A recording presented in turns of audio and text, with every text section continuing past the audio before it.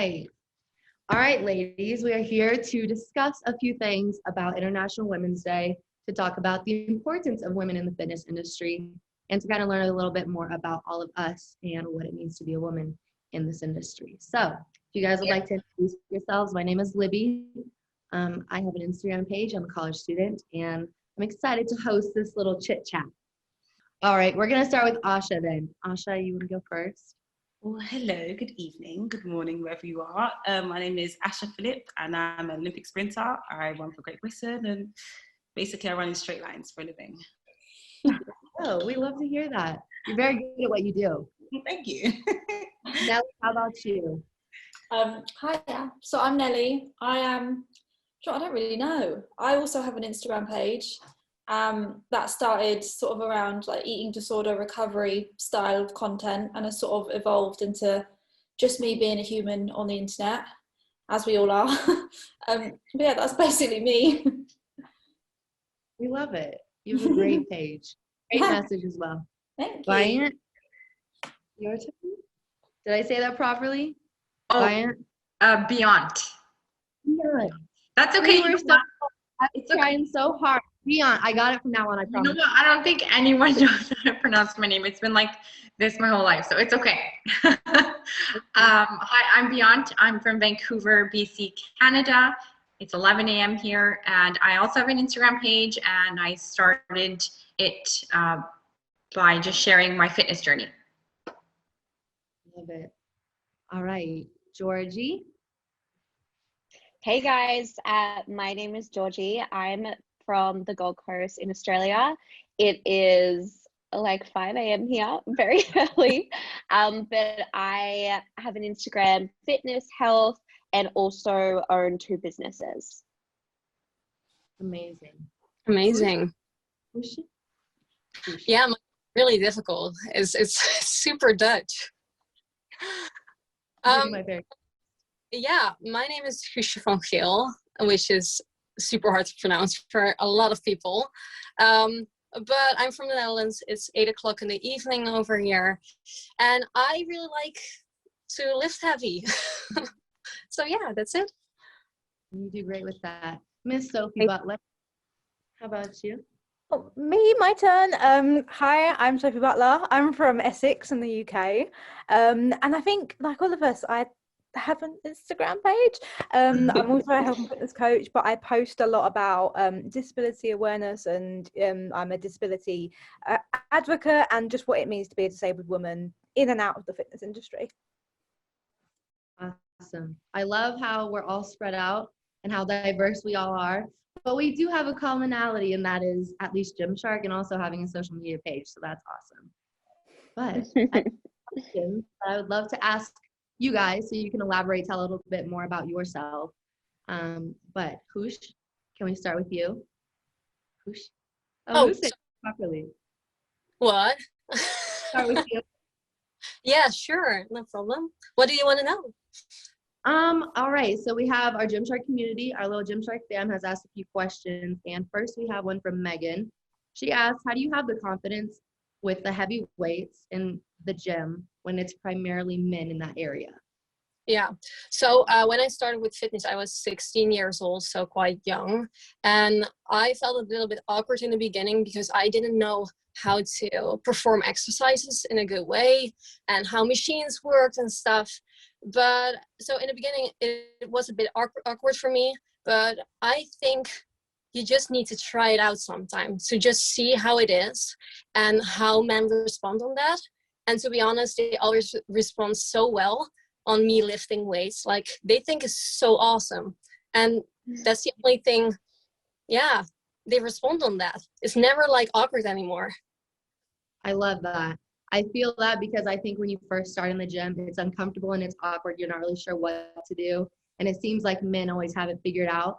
But once you kind of prove yourself and you kind of learn the motions, then they have more respect for women. And it's nice that for sure you're great to share that. Yeah, I just think that women needs to be able to just lift heavy and enjoy that.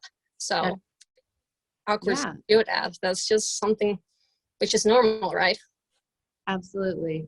And then another question we have from Ebony. How do you do motivation slumps, particularly during lockdown and with limited gym access? Creating like new exercises, which I never did before. That's really fun. Also, challenging myself is really cool at the moment, just like searching for new things like HIIT workouts and stuff, exercises I never heard of before. And also a Netflix or another TV show really helps while training, to be honest. Like I'm always training at home and watching TV. So that also helps me to just like do it and it's not that boring. So yeah, that helps me. Also training together with one of my friends through FaceTime or like we're calling. So we're doing them together, but we're not together. So that's also a lot of fun. Yeah, I think being able to switch it up and actually try out new things is definitely important, especially when you're in your own home environment. You gotta, get acclimated with the space and whatnot. But Yeah. how do you specifically respond to people who think it's not feminine to be muscular? Because we know you've got the guns. You've got the greatest muscles ever. I'm jealous of you. But how do you respond to people who sometimes look down upon you for that? So I think in this time in 2021, everyone has their opinions about bodies. And if you're skinny, you're too skinny. If you're higher in fat, you're too fat. If you're muscular, you're too muscular. It's always wrong. There's nothing good anymore. So I think you just need to be who you are and just need to enjoy what you're doing in the fitness industry. Enjoy working out, enjoy eating food. I really like that. And I just think you need to be happy with yourself. So don't care what people say about it, really. Absolutely. I think you do a great job of that. I always tune into when you do Q&As, and I think you answer that in a great way every single time. Thank you so much. Yeah. All right. Next up, we have Beyond. Yay! Got it. I'm curious about who influenced you to start your fitness journey and why. So I grew up with two older brothers. I was the only girl, and they were always watching basketball and playing basketball. So naturally, I was drawn to that. And so I was really inspired by Michael Jordan and Kobe Bryant. Like they were just the GOATs. And just their dedication to winning championships and being the best athletes that they could be. So then I started playing basketball in elementary and high school. I played on the teams competitively, but then after I left high school, I feel like those values and that inspiration just transitioned into my fitness journey. And like that Mamba mentality where you're just, you're trying to be better than you were yesterday and just be the best that you can be. So that's really stuck with me, and I really owe that to Michael Jordan and Kobe Bryant. I love that. Definitely start sports at a young age or you're influenced by them at a young age. It's just something mentally that you carry with you in different ways. So I love that carry on for you as well. Awesome. And then we also have a question from Mariana, and she asked, what barriers have you faced as a woman in fitness, and what did you do to overcome them? So for this, I feel like it's like my own subconscious barriers that I kind of put in front of myself, where you have self-doubt and you're seeking validation from others. But despite that, like you just keep going, you keep training. And then I got pregnant, and then I kept training during pregnancy, and I shared that on my Instagram page. And then after, I ended up having a C-section with my daughter, and it was just such a shock to me for someone who's used to moving and training, and then being stuck with like this massive surgery and then recovering from that. Like the recovery was just so hard. And then the fact that I was able to come back stronger than I was before pregnancy, like I'm stronger than I've ever been in my entire life right now. So I feel like that just showed me how powerful and capable the woman's body really is. So that just gave me so much confidence in that I don't need validation from anyone anymore, because I've shown myself what I can do, and that I do deserve to be here. Absolutely. It feels like things are impossible until you accomplish something crazy and you accomplish something more than you thought you were capable of. And then you're your own testament to being able to do amazing things. So I love that. Absolutely. And then we have another question for you. How does your Sikh faith affect what you wear in the gym? And how do you find that Gymshark products kind of make it easy for you to make those choices? Because I know you're very heavy in your faith. I love the way that you share it. I'm always learning stuff from you. But I would love to know, how does Gymshark kind of work with you and your faith? Yeah, so my parents are from Punjab, India, so that's where like the Sikh faith originates from. So when they immigrated to Canada, they raised myself and my brothers as Sikhs. So it is a bit like more of a modest culture, I would say. So in the gym, I like to wear leggings, I wear shorts to my knees, t-shirts, hoodies, sweatshirts, all that. And so that was really important for me to convey that to Gymshark when I first started working with them, that I'm not just going to wear only bras or short shorts. Not that I have anything against that. I think everyone looks beautiful, like when they wear all that. You guys are amazing. And then, yeah, so Gymshark was super supportive of that and just wanted me to be comfortable. So, and then the Gymshark range like speaks for itself. Like it's so easy. There's so many different options. And I feel like I show all the great options that there are on my through my content. So Absolutely. I think a lot of easy. girls out here, me especially, I wear a sports bra, shorts, or leggings to the gym. But it's really nice to see, because if we do try on hauls, we typically see, oh, this is how it looks on my body. This is what I typically reach for. But you have the ability to expand the range, and there's so many other pieces. And I think that having the ability for someone else to showcase all of these different pieces and how they fit and how you can style them is fantastic. And I think you do a great job of that as well. Thank you so much. Of course. All right, Miss Nelly, I have a couple questions for you now. Okay. All right, so we are curious. How do you love yourself in front of the public? Am I okay?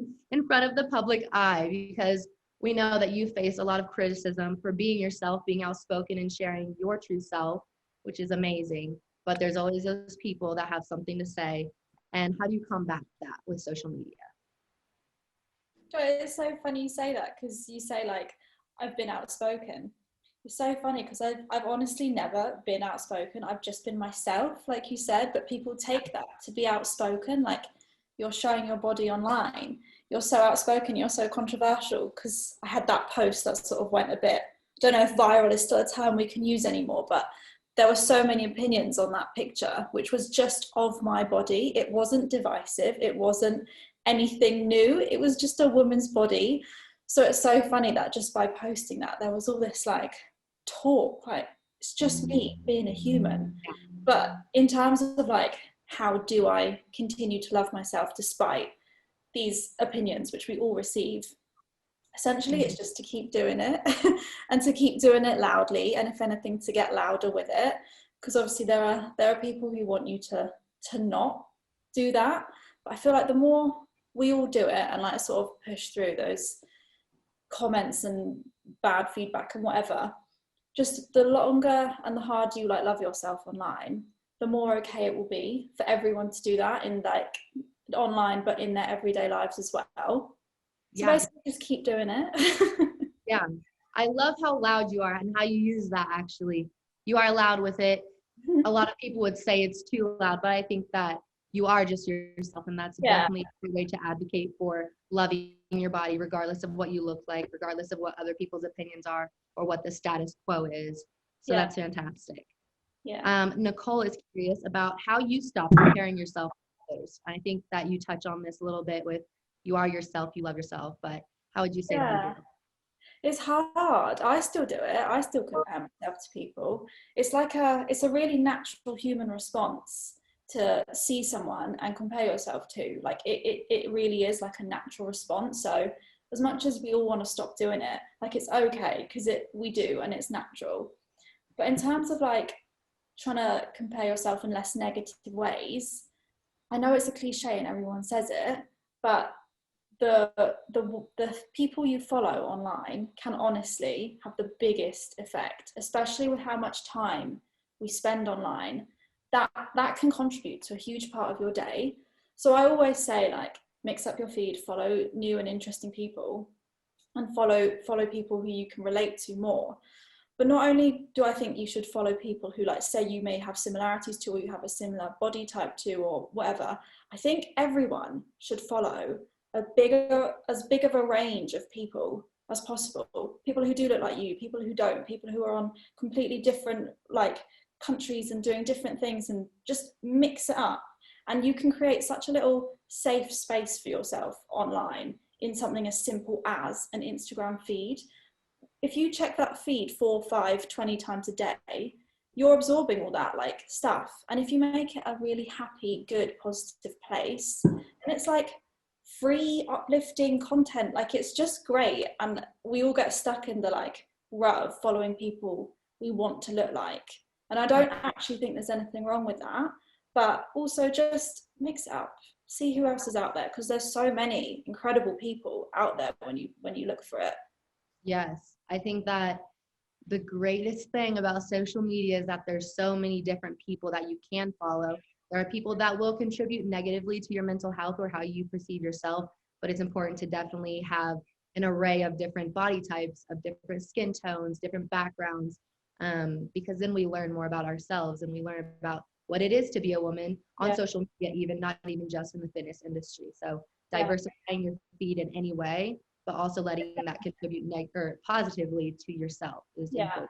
And just be aware of it. Sometimes you follow people who you're not aware. Like I always find it's brands. Sometimes I follow some like fashion brands who I love their clothes, but then I realize actually you post the same body again and again and again, and I've stopped enjoying this content now. I started because I loved it, and then you reflect a little bit later and you think, you know, maybe I'll have a little following break from you, and that's cool. You can dip in and out. You can do whatever you want.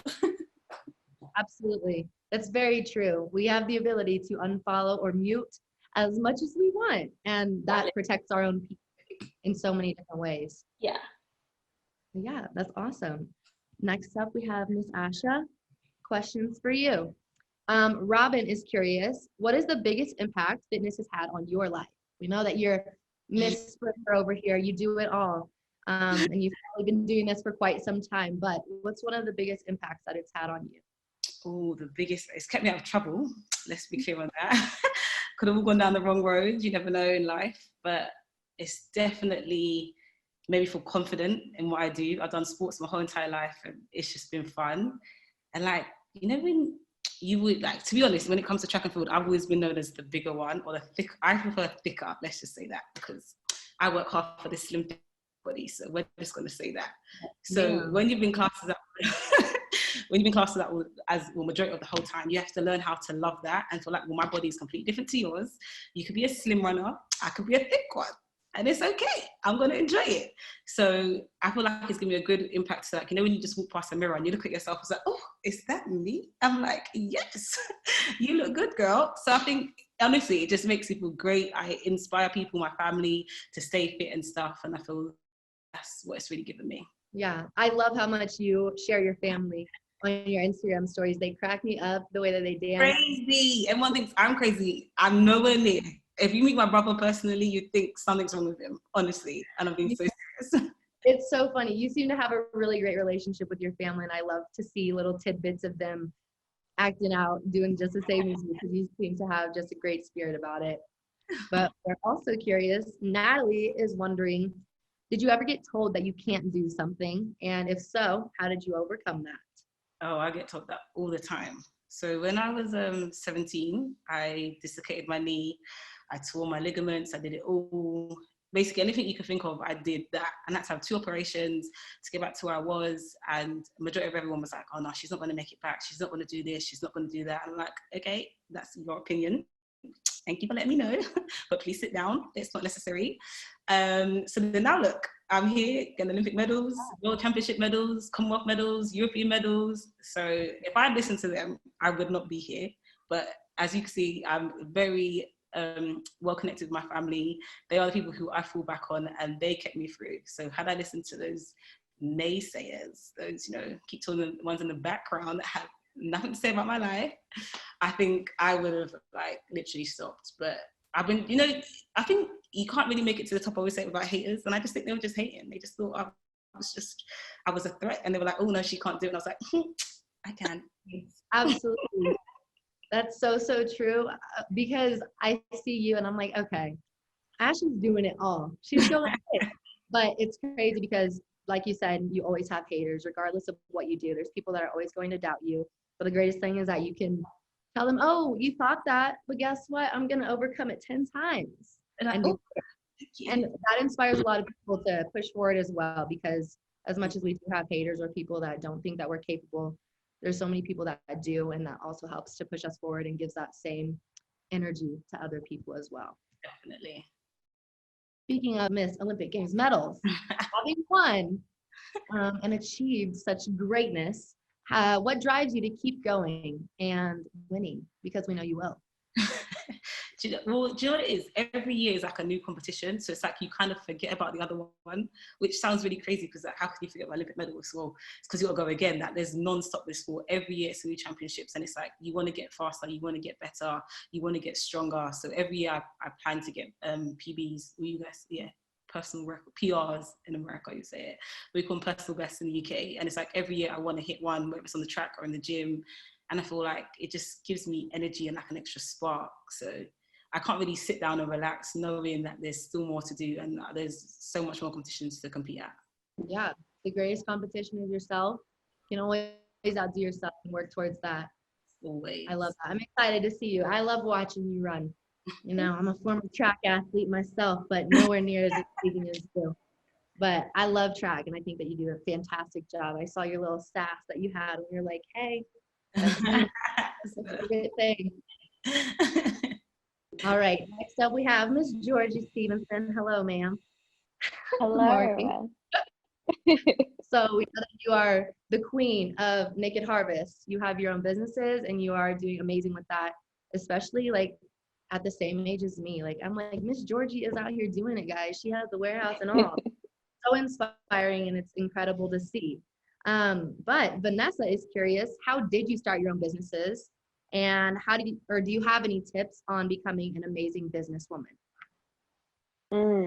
First of all, thank you. I appreciate it, Libby. So first of all, on the starting aspect, you just have to start. If you're passionate about something, if you want to do something, like everyone's kind of talking about, there's always going to be people who are naysayers, are kind of like, oh, that idea isn't going to work. There's always going to be something like that. But if you have belief in your business idea or just, you know, your passion and what you want to do, you just have to start. Like I come from a background of, I was a lawyer. I had no kind of, you know, business mind or anything like that. And I literally remember Googling things like a business plan. Like we have Google, we have everything. So the first part is like literally just start, because there's so much free information. There's so much out there. But in regards to becoming like a businesswoman, something I did at the start of my business is I ran my business like I was supposed to, like a man. And then the second half, the last couple of maybe like 3 years, I've been running my business as a female, as, you know, really stepping into my power of my intuition and flow. And that has honestly been ridiculous. Like that has honestly been amazing, because we are different to men. We biologically, we are, you know, we are different. And so I remember I used to try and, you know, be like hustling and like, you know, masculine energy and really like disciplined and stuff, which is definitely needed. But a huge thing in business is you need to find your way of doing it, especially if you want this to be a long-term thing. You have to enjoy it. You need to find your way of doing it. Like I actually run things very different. Like before a decision, I'm like tuning into my intuition. I'm like meditating. I'm like, you know, doing stuff that you wouldn't necessarily do, but it works so well for me. Because I have this saying where I say like, no one is you and that is your, you know, power. So like run your business how you want to run it, how you would want to, you know, see a business be run, how you would want it if you were the customer, and really tap into that. Because it's like, if we're not kind of living, if we're not kind of living life on our own terms, that's when we get burnt out. That's when we're like, why am I even doing this? That's where we lose the passion. So yeah, I've really found to kind of like do things on my own terms and really go, I don't care what other people in the industry are doing. I'm going to do this because it feels right for me. And listening to my intuition has been huge. Sorry, the little hands are like. Yeah, that's awesome. And I like the fact that you mentioned like you're stepping into your own role. you're Georgie. This is your baby. These are your tasks that you get to accomplish, that you set up for yourself. And I think that following it some way that a man would, like you said, it's just not going to work for you because you know what you've created and you know it best. You know how it's going to thrive. So I love that. That's fantastic. Thank you. And then we also have a question from Abby Lee. How did you achieve a positive mindset to find your passion? And how do you use that to succeed and create a purposeful online business with it? So mindset is like everything. And like all these amazing women have been talking about it, you first of all need to have like belief in yourself, and really like, yeah, tap into that. And so every single morning I'm doing like, I guess kind of like brain exercises. Like we all know in the gym that, you know, to get a strong body and to feel good, we have to exercise and we have to keep showing up. And it is the exact same, you know, with your brain, with your mindset. So every single morning, yes, I'm working out, and movement is amazing for making you feel good, and getting me in the right mindset. But also I am doing kind of like brain exercises where I'm meditating, I'm journaling, and that is all stuff to make sure my mind is in check and really making sure that's all good. So then I can go throughout the day and, you know, run my business and talk to my team and stuff like that. So yeah, mindset is such a huge component. In regards to the passion, then using passion to run an online business, is passion is everything. Like, I think sometimes I wouldn't say having your own business is like easier. You work a lot more hours.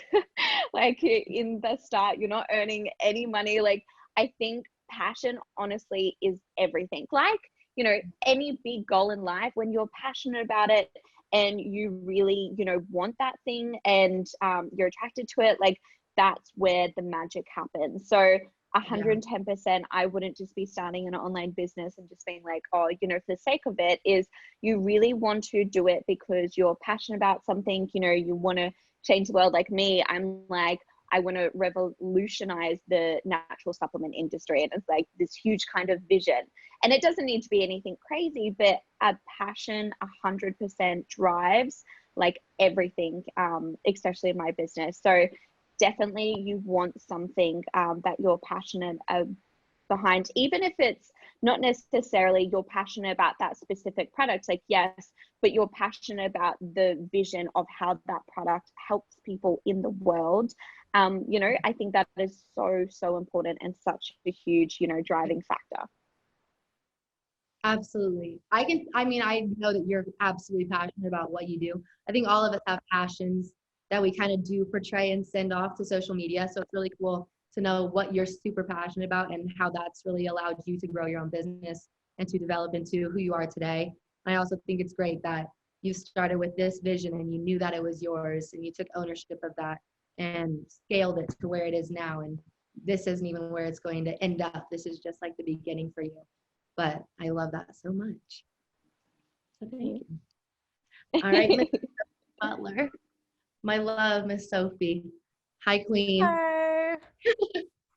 All right, so question for you. Do you think women are still stigmatized in the gym? We know you have an incredible journey and you speak truth and you speak about yourself and you advocate for the disabled community constantly. I love your Sunday school. It's my favorite thing. I love you educate people on your platform.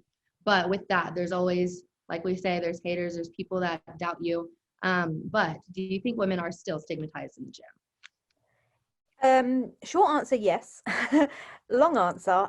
From the perspective of a disabled woman, it kind of is a totally different experience because I haven't been disabled my whole life. I became disabled at 21 and I had trained before for a few years before that. So I've kind of had this, I guess, great experience of being an able-bodied woman and a disabled woman in fitness. And as an able-bodied woman, getting into it was hard, and there were parts of the journey that were hard, but as a disabled woman, the journey is totally different.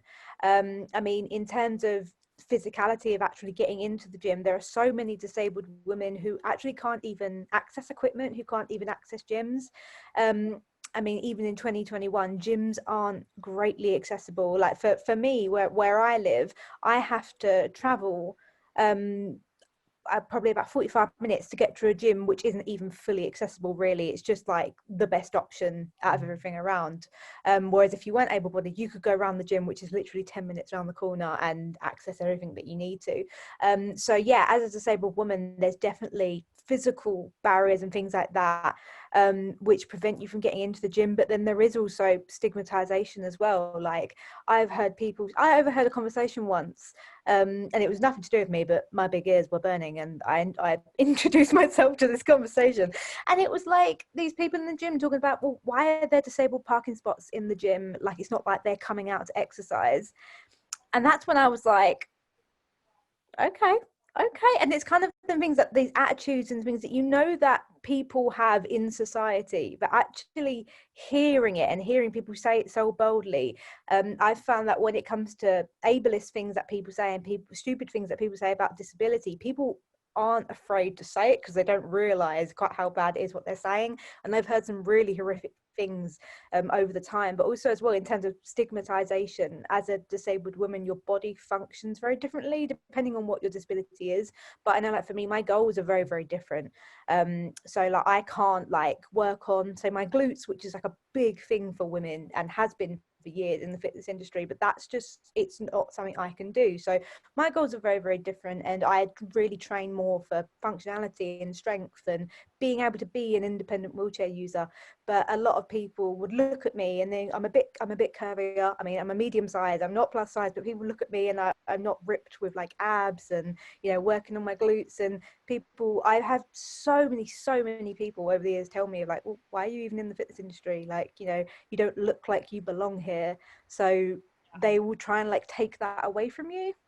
Yeah, it's so important to own it, to be like, listen, I am meant to be here. And I think that's a huge thing is people don't think those who are disabled belong in the fitness community. While in reality, fitness is universal in so many ways. Health and wellness is universal. And just because somebody might look different doesn't mean that they should have any less accessibility to achieving their goals or being active or working on their mental health. Just like, I don't know, it's confusing, but I definitely agree that, you know, people gotta chill out with all these slick comments because you can't always see every disability or illness, just like invisible illnesses.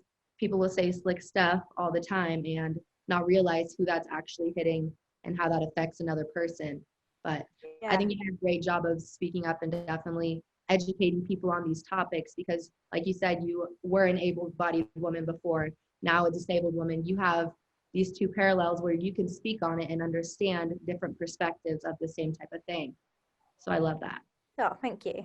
Of course. And also, Edna is curious, how do you handle negativity and what drives you to keep going? Honestly, that question kind of answers itself because sometimes, and only sometimes, negativity does kind of drive me forward more. Sometimes when I hear people saying certain things and comment certain things, I look at it and I think, oh, that just motivates me to do it even more. It's me just being a wind up. But no, like I have received a lot of negativity. I mean, only recently I went through a really horrific experience where I was reposted in Gymshark, and that comment section just got absolutely flooded with a load of hate, and it was ableist and body shaming abuse. And I mean, all the things that were said on there are things I've seen before. It wasn't anything new, but the volume of it was like 400, 500 comments of just hate. And when you're getting it at that volume, it is really hard to just go, oh, they're just haters, and, you know, Taylor Swift, shake it off, like, you know. And it is, but it's like, I believe that and I believe it's true, but it's when you're actually experiencing it, it's so hard to actually to do it. And I'm probably one of the strongest people that I know, but even that experience knocked me for six. And I know that if, you know, it's just one comment, I can just look at it and go, oh, well, they're probably having a bad day and have decided to take it out on me. But when you're looking at 400 comments, you start to then wonder, is it me? So I think you kind of have to really be able to allow yourself to feel what you're feeling and go, well, of course these comments aren't nice and they are, you know, they are hurting my feelings. But you then have to check yourself and go, I am allowed to feel that way, but also it doesn't mean that what they're saying is true. You're only human, and I think when you're online, people like to kind of put up a persona of like, oh, you know, snakes and stones don't break my bones, and you know, you can say whatever you want and whatever. It's not true. We're all human, and I think we need to be a lot more aware of what we're saying to people, to their faces and online as well. But in terms of motivate me and drive me forward, which I think was the second part of the question, I think I forgot, but yeah, I mean, I know for me, like, even though I do get a lot of comments like that and a lot of DMs and people who kind of spew that kind of hate at me and in my direction, on the other side of things, there are so many great comments and there are so many great messages and so many lives that you are, you know, touching and evolving and helping people on the way by putting out positivity. And I would much rather on an everyday basis just focus on that. Like, I know that, you know, if I put my time into putting positivity and love and education out into the world, the people who want to receive that are going to be the people who gravitate towards me. So that's what I decide to focus on. And I just think that is, you know, you attract what you put out. Absolutely. I was just about to say, you flock to what you relate to. And if you want to learn more and you want to be educated, you definitely find a way into that. And then I think that the topic that you brought up with, it could be 400 or 500 comments. They could either be negative or they could be positive. If you could picture 400 or 500 people in a room yelling these profanities and obscenities at you, that's going to affect you in some type of way and probably not make you feel so great. But at the same time, you could have those 400 or 500 people yelling praise and amazing things and compliments at you. It's going to affect you just as much, but in a more positive way. So just understanding the scale and how crazy it is that so many people could say one thing or another, and it does affect one person entirely, especially when it's like on a platform that you don't have control of, that you can't just be like, I'm turning it off. I don't want to see it today. You do have to go visualize that and see it. And it's definitely difficult to kind of cope with those things. But I think that you have a great way of understanding, like, I'm going to feel this. I'm going to let this hit me, but I'm moving forward because I'm Sophie Butler. Yes, you are. I think you do a great job of that. And you inspire me so much because I think that you're, just like you said, you're one of the strongest people you know. I can see that for sure. You're incredibly strong. Well, so wise as well. Thank you. All right, and then we have a few questions just to everybody. Yeah, if you guys want to ask questions or if you have anything else that you'd like to say, I'll read a couple off, but if you guys want to holler a couple things, you're more than welcome to add anything that you'd like. I love this. This is fun times, guys. Like we're all just chilling here. But to get started, I guess, do you think it's important for women to support each other in the gym? Since, you know, men, they like to dominate things and whatnot. Yeah, I remember back when gyms were obviously open, my gym has they call it, I can't remember what they called it, but essentially like a female hour. And it was when female instructors would essentially take over the weight section, and any women who wanted to come and use the weights with a bit of guidance were able to. And honestly, they did, I think, 2 hours a week, and I was always there.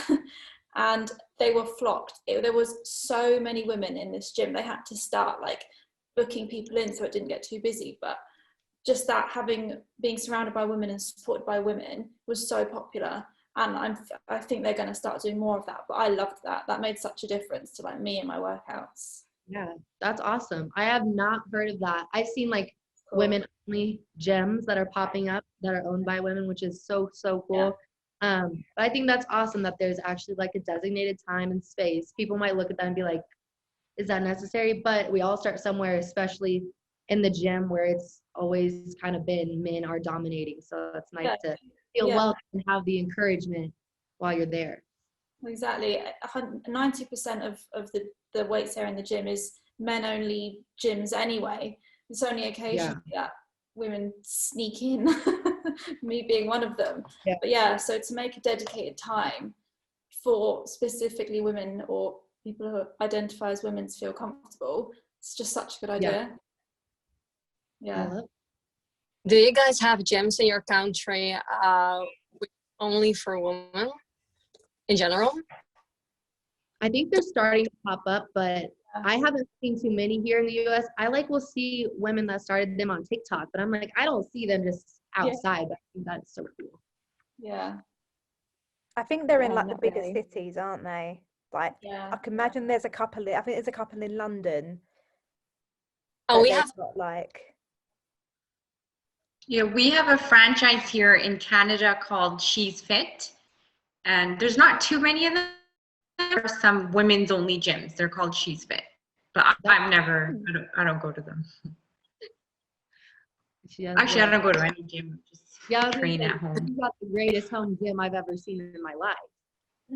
No, Oh yeah, yeah. It's just like my 2-car garage is not for my cars; it's for my gym, which is nice, I guess.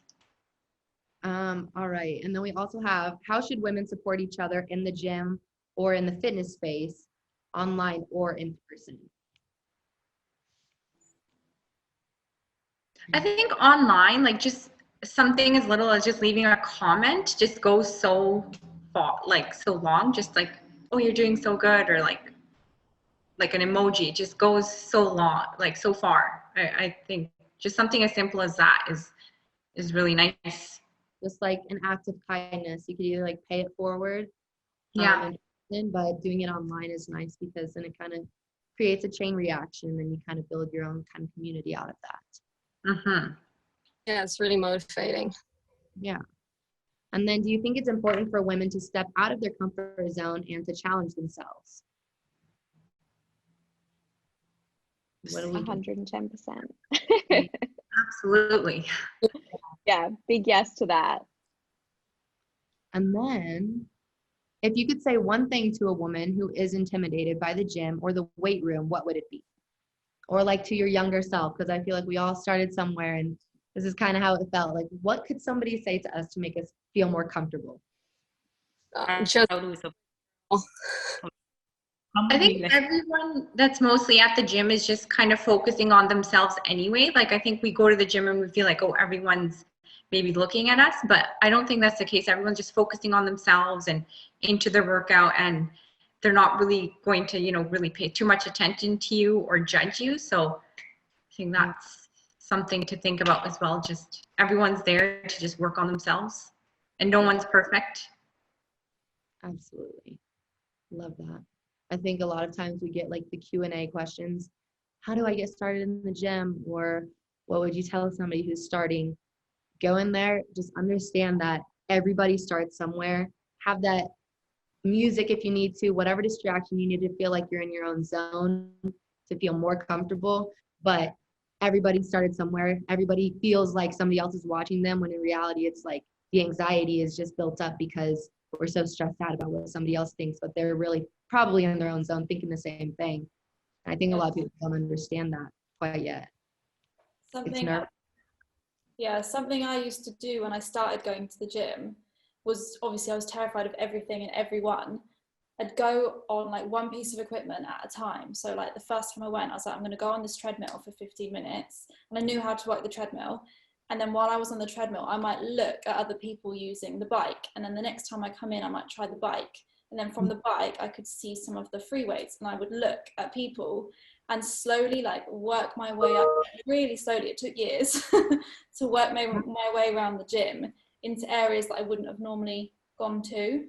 So sometimes just getting used to actually being in the gym space was really helpful. But also some people just genuinely don't like the gym, and like that's cool too. Do whatever the hell you want. But yeah, that's how I started using more equipment in the gym. Yeah, I think observation, I know, and that seems like people are staring at you, but a lot of times, like if I see somebody that seems new in the gym, I'm like, oh, they're observing, trying to understand what movements look like or what to grab for, what weight to start with. That's when I think of it more as like, oh, hopefully I'm helping somebody feel more comfortable, because I swear I look at everybody, I'm like, these people are new here. But it's nice to see new faces, especially like when it's the beginning of the year and everybody's wanting to get into the gym. They start and they don't know what to do. So it's nice to have somebody that you can actually look at and be like, okay, I'm going to try that next. I love that.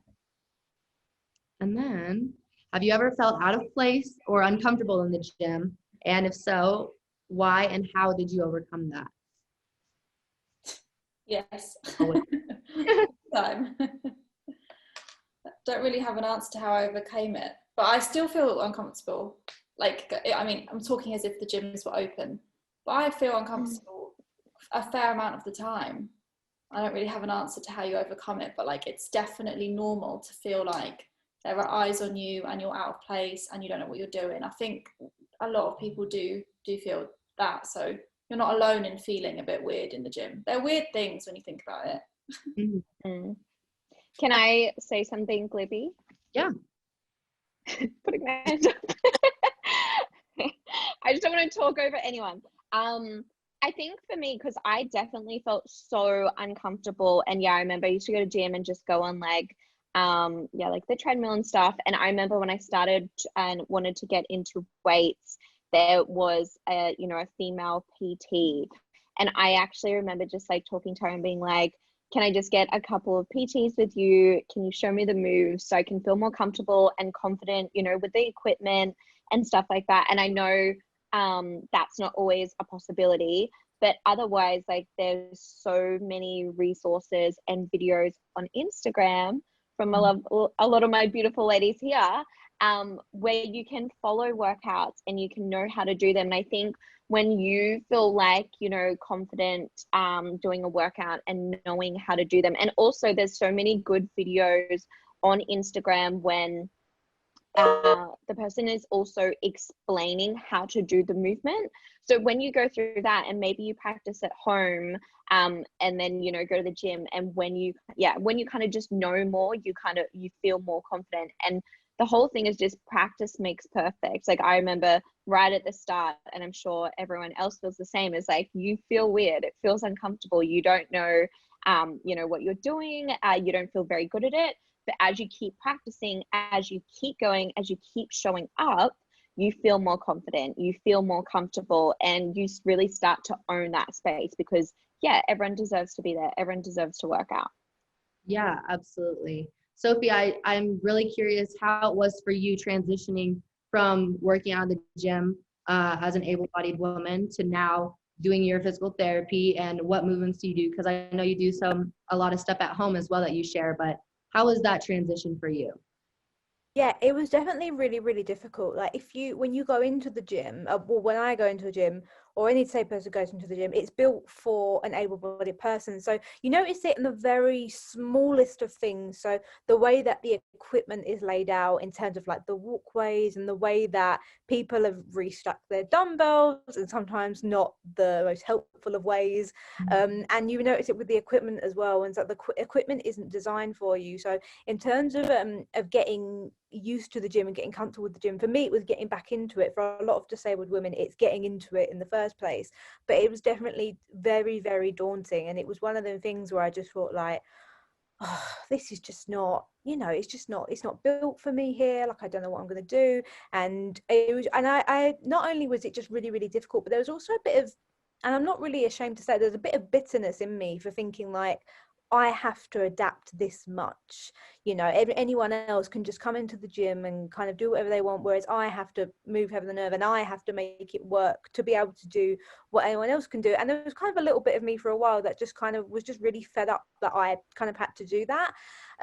But it is one of the things where it is kind of always ever changing. I can go into the gym, I mean they're shut now, but when they are open, sometimes I can go into the gym, especially with COVID, there's always changings and stuff going on with the equipment and the layout, and things are changing, and sometimes they change for the worse for me, because suddenly something that has been accessible has now been made inaccessible, and you have to think on your feet, and you have to sometimes ask for things to be moved, and you have to change things around. And it is a lot of mentally a lot of hard work, because you just think, oh, I just want to do my thing.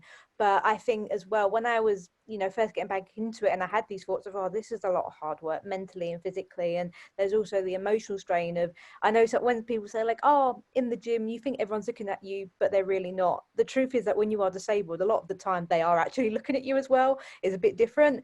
But I think I kind of just had this moment where I was like, well, is all of that worth not getting the thing that you want at the end? If I was to sit there every day and let all of that stuff get to me, and let the fact that a few people are looking at me, sometimes maybe out of just curiosity, or maybe just checking I'm okay even, but that stuff isn't worth letting letting it become a barrier to my end goal and what I want to do. So I think in terms of like people going like, oh, but people look at me in the gym, or it's a bit scary, it is absolutely, but also you've got to weigh up that along with getting your end result, and I don't mean your end result as in what you look like, I mean the end result of you being comfortable and you being happy in the gym, I think that is always worth more than sometimes being a little bit daunted or a little bit nervous. And I think that feeling of excitement, I think after a while that anxious feeling becomes excitement, and you kind of know that you're working towards something good.